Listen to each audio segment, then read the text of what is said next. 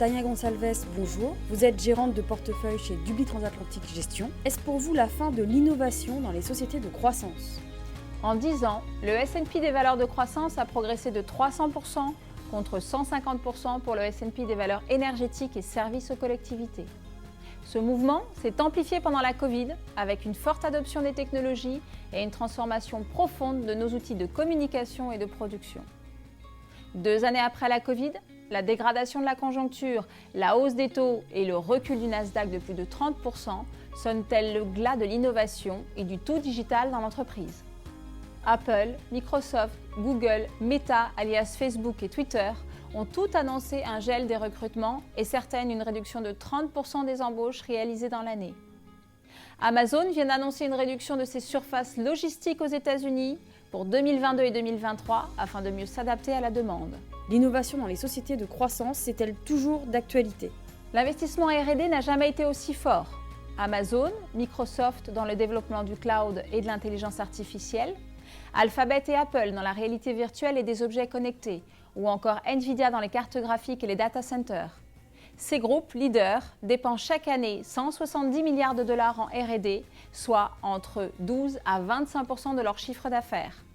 À titre de comparaison, le plan France 2030 d'innovation s'élève à 35 milliards d'euros, équivalent à 4 milliards d'euros par an. Des innovations qui profitent à l'industrie, la santé ou la grande consommation. Pour preuve, nous retrouvons l'usage des objets connectés et de l'intelligence artificielle dans la voiture autonome ou encore auprès des engins agricoles John Deere qui optimisent la dépense en eau et engrais.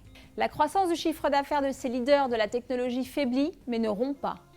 Ils affichent toujours une progression de leur chiffre d'affaires entre 10 et 20% avec des marges qui restent stables.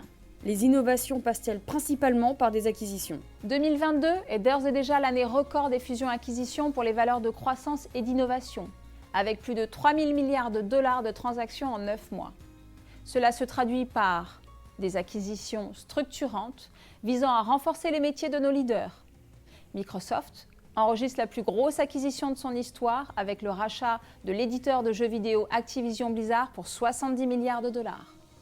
Côté industrie française, en 10 ans, le groupe Schneider Electric a réalisé plus de 130 acquisitions dans la gestion de l'énergie et génère plus de 50% de son chiffre d'affaires avec ses opérations. La dernière en date, l'achat du leader de la digitalisation de la production, la société de logiciels Aveva, pour 11 milliards d'euros.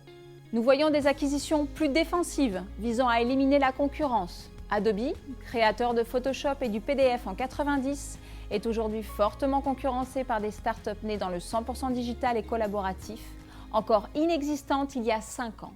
Pour subsister aujourd'hui, il doit se résigner à faire des acquisitions très coûteuses, comme le rachat de Figma pour 20 milliards de dollars.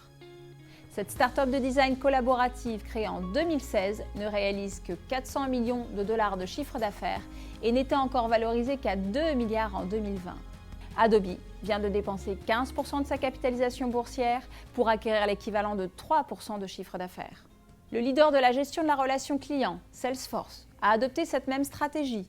En 4 ans, ce groupe a dépensé plus de 50 milliards de dollars, soit 35% de sa capitalisation boursière, pour intégrer seulement 3 milliards de chiffre d'affaires, l'équivalent de 10%.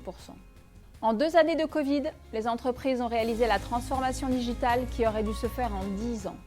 Après cette euphorie, la croissance des sociétés technologiques connaît une phase de normalisation. Mais l'innovation n'est pas morte. Elle se retrouve dans la transformation digitale des entreprises, des outils de production menés par les leaders de la technologie. Le budget global de dépenses R&D aux États-Unis a progressé de 80% depuis 2014 à 850 milliards de dollars. Mais elle se retrouve également dans l'affirmation de nouveaux entrants, des startups 100% collaboratives et digitales qui révolutionnent en quelques années les business historiques des leaders. La révolution digitale dans les entreprises, les usages n'en sont encore qu'à leur balbutiement et ouvrent de nouvelles perspectives dans de nombreux secteurs. Nous accompagnons cette création de richesses sur le long terme, mais avec une grande vigilance quant à leur pérennité. À très bientôt pour un nouveau point Horizon Marché.